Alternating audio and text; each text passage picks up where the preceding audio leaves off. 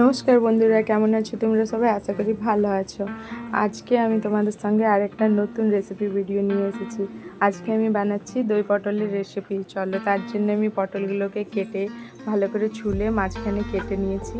আর আমি দিব আলু, কারণ আলু ছাড়া আমি কোনো তরকারি করি না।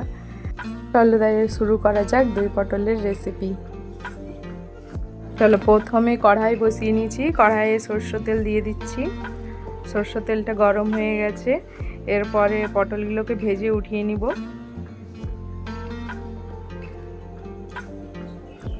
অল্প নুন হলুদ দিয়ে পটলগুলোকে ভেজে নিয়েছি।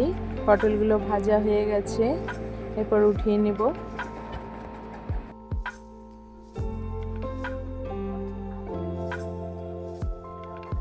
আলুগুলো ভাজা হয়ে গেছে, উঠিয়ে নিচ্ছি। এই দেখো, পটল আলু ভাজা রেডি। এরপর কড়াইয়ে আর একটু সরষের তেল দিয়ে দেব। তারপরে একে একে সব ফোড়নগুলো দিব।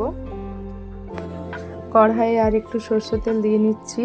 তারপরে একটু কালো জিরেও ফোড়ন দিয়ে দিচ্ছি। দুটো ছোট এলাচ দিব। এবারে 4-5টা গোলমরিচ আর লং 2-3টে দিব। তারপরে একটা শুকনো লঙ্কা মাঝখানে ভেঙে দিয়ে দিলাম। একটা তেজপাতা, একটা দারচিনি দিয়ে দিলাম। এরপর একটু আদা বাটা দিচ্ছি।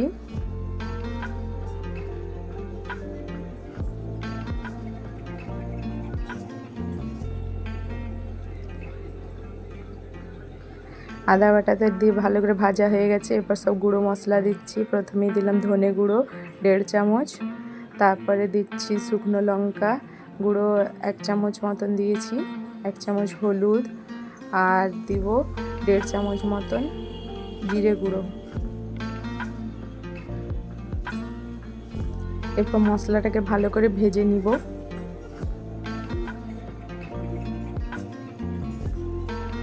দেখো, মশলাটা ভালো করে ভাজা হয়ে গেছে। এরপর একটু নুন দিয়ে দিচ্ছি।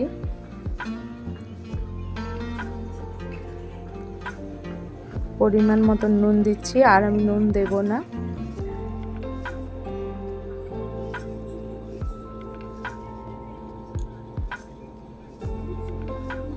মশলাটাকে ভালো করে ভাজা হয়ে গেছে। এরপর পটল ভাজা আলু ভাজা দুটোই মিক্স করে ভালো করে আরেকটু ভেজে নিব মশলাগুলোর সঙ্গে।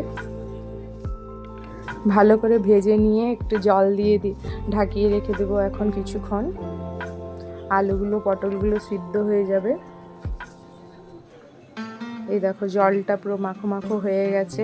এরপর ফেটে রাখা টক দইটা দিয়ে দিচ্ছি আমি। দইটা দিয়ে বেশি দেরি ফুটাবো না, তাহলে দইটা ফেটে যাবে। তো একটু মিক্স করে রেখে দিয়ে তারপরে নামিয়ে দেব। এরপরে গ্যাসটা বন্ধ করে দিচ্ছি। হয়ে গেছে আমার দই পটলের রেসিপিটা। তোমাদেরকে দেখে কেমন লাগলো কমেন্ট করে অবশ্যই জানাবে। আর ভালো লাগলে একটা লাইক করে দিবে।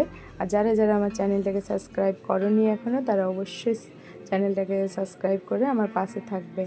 চলো, আজকে ব্লগটাকে তাহলে আমি এখানেই শেষ করছি। আবার দেখা হবে একটা নতুন ব্লগ ভিডিও নিয়ে। Bye bye.